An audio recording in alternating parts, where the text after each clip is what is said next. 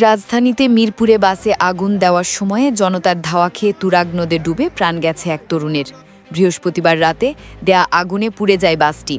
এই ঘটনায় একজন পালিয়ে গেলেও আরেকজনকে গ্রেফতার করেছে পুলিশ। পুলিশের ধারণা, নাশকতা করার জন্য তাদেরকে ভাড়া করা হয়েছিল।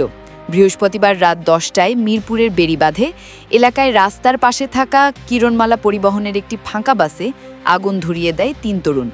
দেখতে পেয়ে তাদের ধাওয়া করে আশপাশের লোকজন একজনকে হাতে নাতে ধরলেও অন্যজন প্রাণ ভয়ে ঝাঁপ দেয় তুরাগ নদে। আমরা দেখছি যে আগুনটা লাগছে, তখনই মনে করেন ওর ধরছে, ধরার পরে এই জন্য তো বেশি দূরে না, কাছেই রাস্তার ওই ওপর পৃষ্ঠে, তখনই মনে করেন ওই নদীতে গিয়ে একজন ঝাঁপ দিচ্ছে, আরেকজন রাতে নাতে ধরে ফেলাইছে। নাশকতা লোকের ধরতে গেছে, তখন আমরা আগুন নিভাবার চেষ্টা করছি, তারপরে ফায়ার সার্ভিস নিতে। পানিতে ডুবে যাওয়া তরুণকে মুমূর্ষু অবস্থায় উদ্ধার করে নেওয়া হয় শহীদ সোহরাওয়ার্দী মেডিকেল কলেজ হাসপাতালে।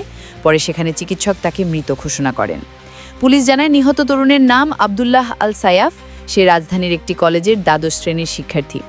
পুলিশ জানায়, আটক হওয়া তরুণের নাম রুদ্র মোহাম্মদ মাহিয়ান আমির সানি, ঢাকার একটি ইংরেজি মাধ্যম স্কুলের শিক্ষার্থী। নাশকতার জন্য তাদেরকে ভাড়া করা হয়েছিল বলে প্রাথমিকভাবে ধারণা করছে পুলিশ।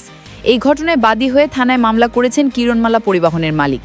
পুলিশের তথ্য বলছে, গত 10 দিনে রাজধানী এবং পার্শ্ববর্তী এলাকায় অন্তত 20টি যানবাহনে আগুন দেওয়ার ঘটনা ঘটেছে। রাফিয়া জান্নাত, দিগন্ত বার্তা।